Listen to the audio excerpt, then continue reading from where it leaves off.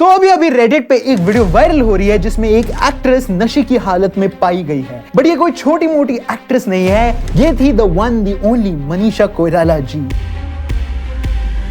तो इतनी successful actress आखिर इस हालत तक कैसे पहुंची, वो भी नाना पाटेकर की वजह से। एंड क्यों थ्री इडियट्स के प्रोड्यूसर ने एक बार इनको बोल दिया था that she is not a good actress, ये सब जानेंगे आज के इस वीडियो में। एलेक्स, मेम साहब से पूछो 1 घंटा कहां गई थी। ये पूछ रहा है 1 घंटा कहां गई थी। मनीषा कोइराला का जन्म हुआ 16 अगस्त 1970 को काठमांडू, नेपाल में। वैसे तो वो नेपाल की रॉयल पॉलिटिकल फैमिली से बिलोंग करती थी। उनके ग्रैंडफादर विश्वेश्वर प्रसाद कोइराला नेपाल के पहले डेमोक्रेटिक पीएम थे, प्राइम मिनिस्टर थे। मतलब आप इमेजिन कर सकते हो कि बचपन से ही उनको यही सिखाया जाता है कि बड़े होके आपको एक प्रिंसेस या एक ऑफिशियल की तरह एक्ट करना है। लेकिन मनीषा के सपने राजनीति में कम और रंगमंच यानी थिएटर में ज्यादा थे। पहले मनीषा एक्चुअली में डॉक्टर बनना चाहती थी और दिल्ली के आर्मी पब्लिक स्कूल में पढ़ाई के टाइम उन्होंने थोड़ी बहुत मॉडलिंग करना शुरू कर दिया। मॉडलिंग के थ्रू उनका इंटरेस्ट एक्टिंग में बढ़ने लगा और 1989 में वो मुंबई शिफ्ट हो गई प्रॉपर ट्रेनिंग के लिए। यही उनकी एक फोटो ने एक ऐसा काम कर दिया कि उनको सीधा बॉलीवुड में एंट्री मिली। तो अगर आप भी एक मॉडल हो या आप किसी मॉडल को जानते हो मेरे जैसे, तो आपको पता होगा कि मॉडल्स को अपना फोटोशूट वगैरह डिफरेंट लुक्स में करना पड़ता है ताकि बॉलीवुड के वो प्रोड्यूसर लोग वो फोटोज देखे और उन स्पेसिफिक रोल्स के लिए उन एक्टर्स उन एक्ट्रेसेस को चूज कर पाए। तो ऐसे ही मनीषा ने अपने कुछ फोटोग्राफ्स क्लिक करवाए और ये फोटोग्राफ्स देखे तो देखे बॉलीवुड के one of the most famous directors Subhash घाई ने। जी हाँ, राम लखन, परदेस, ताल जैसी आइकॉनिक फिल्म्स के डायरेक्टर सुभाष घाई ने मनीषा की फोटोज देखी एंड उन्हें 1991 की फिल्म सौदागर के लिए ऑडिशन पे बुलाया। ऑडिशन में मनीषा की सिंप्लिसिटी और स्क्रीन प्रेजेंस ने सबको इंप्रेस कर दिया। तुम और हम मिलकर डांस करेंगे, कम ऑन। No thanks. क्योंकि वो एकदम रॉ थी, क्योंकि इससे पहले जैसा मैंने बताया वो सिर्फ मॉडलिंग करते हुए आई हैं, तो एक्टिंग की फॉर्मल ट्रेनिंग वगैरह उनके पास एज सच नहीं थी। और तो और मनीषा ने पहली मूवी से डायरेक्टली लेजेंड्स दिलीप कुमार और राजकुमार साहब के साथ ऑपोजिट काम किया। एंड क्रेजी बात यह है कि उस वक्त ये 30 साल बड़े थे मनीषा से। बट डैम, इमेजिन करो आप अपनी पूरी जिंदगी वेट करते हो अपने पहले ब्रेक के लिए और आपको मिली तो मिली वो मूवी सीधा दिलीप कुमार के साथ।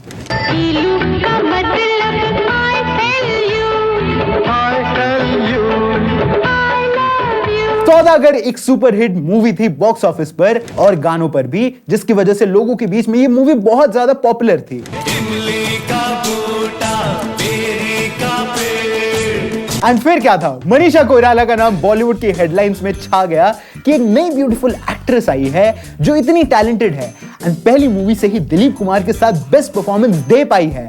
आई मीन इमेजिन करो, इतना फेम, वो भी सिर्फ जब मनीषा 21 इयर्स की थी। इससे पहले भी मनीषा ने अपना डेब्यू नेपाली फिल्म फेरी बेतौला में भी कर चुकी है जो वो सिर्फ 19 इयर्स की थी, लेकिन उस टाइम उस फिल्म को उतना रिकॉग्निशन नहीं मिला। बट फिर आई वो मूवी जिसके सॉन्ग से आज भी मनीषा को सब रिलेट करते हैं। तो 1990s का टाइम मनीषा कोइराला के लिए गोल्डन फेज था।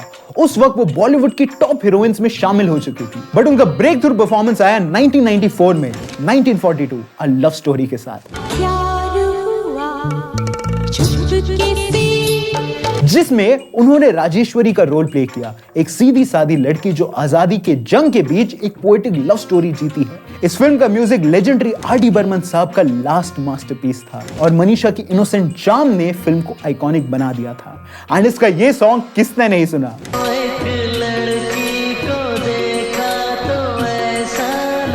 बट क्या आपको पता है, इस मूवी के लिए उन्हें विदु विनोद चोपड़ा ने टू बैड बोल दिया था। तो जब मनीषा कोइराला लव स्टोरी की रिहर्सल कर रही थी तो हमारे थ्री इडियट्स के प्रोड्यूसर विदु विनोद चोपड़ा ने उन्हें कहा कि तुम्हारी एक्टिंग अच्छी नहीं है। एंड मनीषा का दिमाग खराब हो गया। उन्होंने कहा कि मुझे आप बस 24 घंटे दो। एंड मनीषा गई और 24 घंटों में उन्होंने अपनी लाइंस को रिहर्स किया। एंड फिर क्या था, जैसा मैंने बताया 1942 लव स्टोरी एक हिट थी।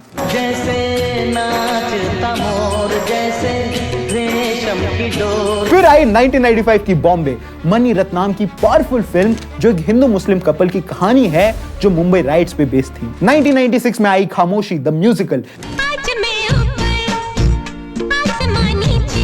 संजय लीला भंसाली की डेब्यू फिल्म, जी हाँ, जहां मनीषा ने एनी का रोल प्ले किया था। ये वाला नहीं, ये वाला, एक लड़की जो अपने डेफ म्यूट पेरेंट्स और अपने खुद के सपनों के बीच झूलती है। 15 साल तक उन्होंने आपके फैक्ट्री में काम किया है। आपका काम करते ही उनका हाथ जल गया है।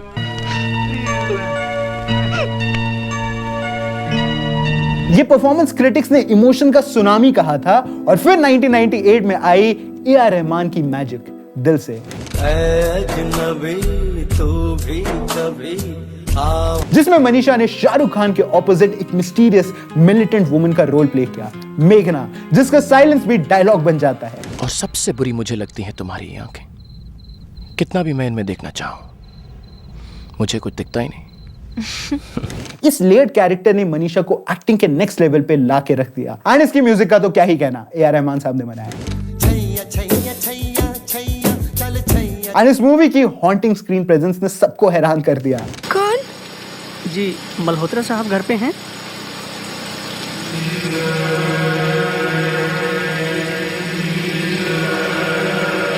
वैसे अगर आप भी धोखा खा गए हो तो जो अभी क्लिप प्ले हुई है वो मनीषा की नहीं थी, ये उर्मिला मातोंडकर है, जिन पे हम ऑलरेडी वीडियो बना चुके हैं। लेकिन आप अकेले नहीं हो जो इन दोनों में कंफ्यूज हो जाते थे। बट ये छोटा मोटा मजाक नहीं, बहुत सीरियस बात थी। क्या समझती है तू अपने आप को? पहले इसका जवाब दे मुझे।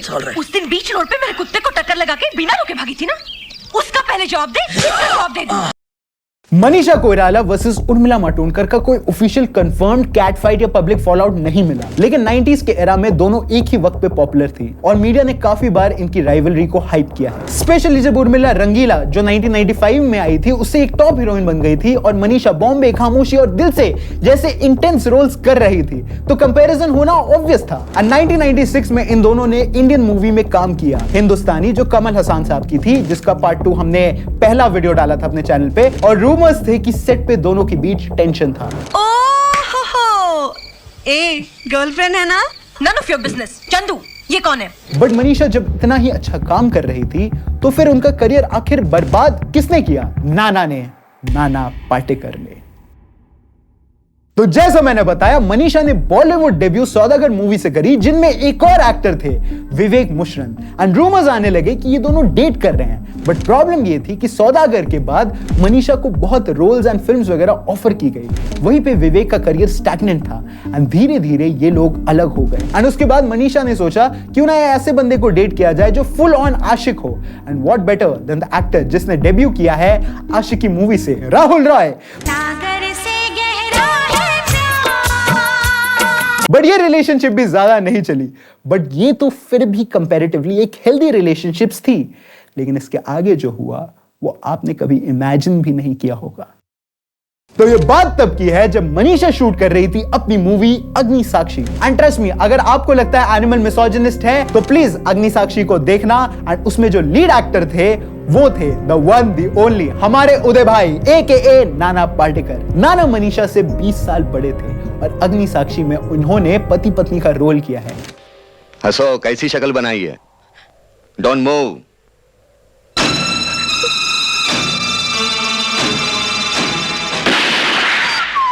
I mean, ठीक है यार, रियल लाइफ में थोड़ी ना डेट किया है, एक्चुअली किया है। नाना ऑब्वियसली मनीषा से ज्यादा रिनाउंड और एस्टैब्लिश एक्टर थे एंड दोनों एक दूसरे से प्यार करने लग गए। बट प्रॉब्लम ये थी कि नाना पाटेकर उस वक्त ऑलरेडी मैरिड थे। जी हाँ, हमारे उदय भाई एक्चुअली में इधर मजनू भाई का रोल कर रहे थे। नाना पाटेकर एक ऐसे सेलिब्रिटी की तरह जाने गए हैं जिनका इमेज इंटेंस एक्टर का था, लेकिन पर्सनल लाइफ में उन पे एब्यूजिव और इमोशनली मैनिपुलेटिव होने की एक्यूजेशंस कॉन्स्टेंटली लगते थे। कहा जाता है कि नाना और मनीषा के बीच एक पैशनेट लेकिन डीपली टॉक्सिक रिलेशनशिप था। सेट के बाद के आर्ग्यूमेंट्स, इमोशनल मैनिपुलेशन और पॉजिटिवनेस, यानी मनीषा आप सिर्फ मेरी हो, बोलने पर मनीषा की मेंटल हेल्थ पर असर डालना शुरू कर दिया। रूमर्स कहते हैं कि नाना और मनीषा साथ में रहते थे, लेकिन ग्रेजुअली नाना मनीषा के बिहाफ पे उनके डिसीजंस लेने लग गए थे, जैसे किन एक्टर्स के साथ कौन से इंटीमेट सीन्स करना, रोमांटिक सीन्स करना एंड वगैरह वगैरह। ये प्रॉब्लमेटिक है एंड अगर आपको लगता है इसमें क्या प्रॉब्लम है तो आप में प्रॉब्लम है। अगर आप ऐसे रिलेशनशिप में हो तो जल्दी निकलो। बट मनीषा शायद नहीं निकल पाई एंड एक दिन प्रॉब्लम तब बढ़ी जब मनीषा ने नाना को एक एक्ट्रेस के साथ पकड़ लिया, वो भी एक गलत सिचुएशन में। एंड वो एक्ट्रेस थी आयशा झुल्का। जी हाँ, जो जीता वही सिकंदर की हमारी आयशा। एंड फाइनली मनीषा ने डिसाइड किया ब्रेकअप करने का। एंड आपको लग रहा होगा ब्रेकअप कर लिया फिर कैसा गम, राइट? पर दवा जख्म की हो सकती है, टूटे दिल की नहीं। एंड इस इमोशनल टर्मोइल के साथ मनीषा ने अल्कोहलिज्म और पार्टी कल्चर में अपने आप को खो दिया। वो बहुत ज्यादा दारू पीने लग गई थी एंड इसी वजह से फिल्मों में उनका फोकस कम होता गया और एक वक्त ऐसा आया जब उनकी हेल्थ और इमेज दोनों डिक्लाइन होने लग गई। सेट पे लेट आना, इररिस्पॉन्सिबल बिहेवियर और मूड स्विंग्स की वजह से कई फिल्म मेकर्स उनसे दूर हो गए। मीडिया में भी उनके अफेयर्स और उनके फॉलिंग करियर पे गॉसिप बेचा जाने लग गया। एंड अभी तो चीजें बिगड़नी बाकी थी। 2000s के आसपास उनकी जिंदगी बिल्कुल अंधेरों में चली गई थी, जहां ना करियर था ना पर्सनल स्पेस। इसी टाइम फ्रेम में मनीषा ने एक और मूवी करी थी, छोटी सी लव स्टोरी, जिसमें मनीषा ने काफी इंटीमेट सीन्स किए थे। लेकिन प्रॉब्लम ये थी कि मनीषा ने ये सीन्स नहीं किए थे, लेकिन डायरेक्टर ने मनीषा का एक बॉडी डबल को हायर किया एंड उनसे मनीषा की जगह ये सीन्स किए। फिर जब मनीषा ने ये मूवी फाइनली देखी तो उनको रियलाइज हुआ कि ये तो मैं हूं ही नहीं। और ये छोटी मोटी बात नहीं थी, क्योंकि जिसके साथ स्क्रीन पे वो कर रही थी ये काम, वो एक बच्चा था। जी हाँ, वो इतनी ऑफेंड हो गई थी कि उन्होंने डायरेक्टर शशि लाल के को बोला कि ये सीन्स हटा दो, क्योंकि ऑडियंस को तो यही लगेगा कि ये सीन्स मनीषा ने किए हैं। बट डायरेक्टर नहीं माने एंड फाइनली मनीषा ने कोर्ट का केस करने का डिसीजन लिया। एंड हियर्स द थिंग, जब आप केस की धमकी किसी डायरेक्टर को देते हो ना, तो बाकी डायरेक्टर्स भी आपसे डर जाते हैं, चाहे आपकी गलती हो या ना हो। धीरे धीरे मनीषा को और कम मूवीज ऑफर होने लग गई। जहां मनीषा सबके दिल का नूर थी, वहीं पे अब वो इंडस्ट्री से गायब हो गई थी। एंड जब वो दोबारा दिखी तो वो हालत बहुत अजीब थी। तो कुछ टाइम पहले रेडिट पर एक वीडियो वायरल हुई जिसमें पेपराजी एक बॉलीवुड एक्ट्रेस के पीछे पड़ गए थे और वो एक्ट्रेस बहुत ज्यादा नशे में थी। एंड ये और कोई नहीं थी, हमारी मनीषा कोइराला। जी हाँ, एंड मैं बता दूं कि इससे पहले मनीषा एक आदमी से मिली थी फेसबुक पे, जिनसे उन्हें प्यार हुआ एंड उन्होंने इसी पीरियड में उनसे शादी कर ली थी। एंड पैप्स ने जब मनीषा से पूछा इस हालत के बारे में, तो उन्होंने बताया कि हाँ, वो ड्रिंक करती हैं एंड उनके घर में दारू टैबू नहीं है। एंड इसी एक बार मनीषा फिर खबरों में आई जब उनसे शादी के बारे में पूछा, तो उन्होंने कहा कि शादी सही भी है और नहीं भी। एंड 2012 में उनका डाइवोर्स अपने हस्बैंड से हो गया। बट अभी तो और बुरी खबर आनी बाकी थी। 2012 में ही मनीषा को ओवेरियन कैंसर से डायग्नोज किया गया एंड उस वक्त वो अकेली थी, बट मनीषा ने लड़ने का चूज किया। न्यूयॉर्क में मनीषा का ट्रीटमेंट शुरू हुआ, कीमोथेरेपी से वो गुजरी, लेकिन कभी भी होप नहीं छोड़ा। और जब वो वापस आई तो सिर्फ एक सर्वाइवर नहीं, बल्कि एक इंस्पिरेशन बन गई थी, जो हर मुश्किल को अपने डिटर्मिनेशन से जीत सकती है। एंड उनका कमबैक सिर्फ जिंदगी में नहीं हुआ, उन्होंने बॉलीवुड में भी वो कमबैक कर लिया, जिसका फैंस वेट कर रहे थे।